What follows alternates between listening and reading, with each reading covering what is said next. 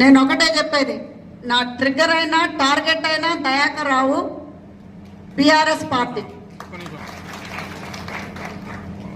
నువ్వెంతో మందిని కోవిడ్లో పోషిస్తున్నావు,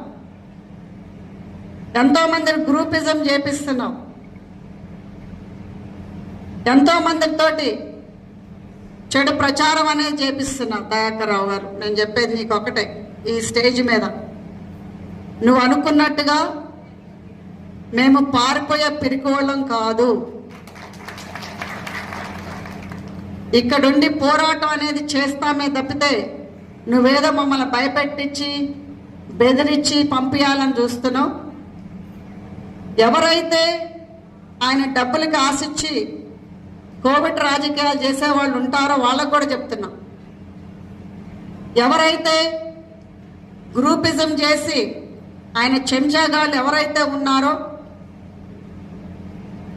ఎవరైతే అత్తాకోడల మధ్యన పెట్టాలని అనుకుంటున్నారో సహించేదే లేదు. తప్పకుండా ఎట్లయితే పోయినసారి వచ్చిన దగ్గర నుంచి ఇప్పుడు 2 years అవుతుంది, జూన్కి 2 yearsలో ఎట్లయితే పోరాడి చేశామో అసలైన రాజకీయం నువ్వు చూడలేదు. ఇప్పుడే చెప్పారు జానసమ్మలో 2-3 రకాలు ఉన్నాయని. 3వ రకం చూస్తే నువ్వు తప్పకుండా రాజకీయ జీవితానికి మాత్రం పర్మనెంట్గా పర్వతగిరిలో కూర్చోవాల్సిందే అని చెప్తున్నా ఈ స్టేజ్ మీద. మరియు నువ్వు మా పర్సనల్ లైఫ్లో కూడా వచ్చి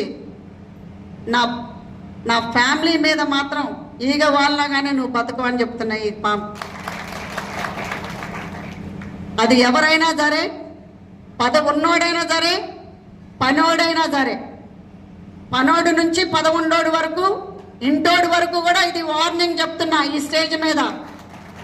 ఎవడైనా అడ్డొస్తే మాత్రం ఊకునేది లేదు. మస్ అయిపోవాలంటే మాతోటి పెట్టుకోండి, అంతేగాని వీళ్ళు ఆడోళ్ళు కదా ఊకుంటారని అంటే మాత్రం ఆడోళ్ళం కాదని ఆడపులులు అని నిరూపించినాం. ఈసారి అగ్నిగుండాలని నిరూపిస్తాం, రాసి పెట్టుకోండి.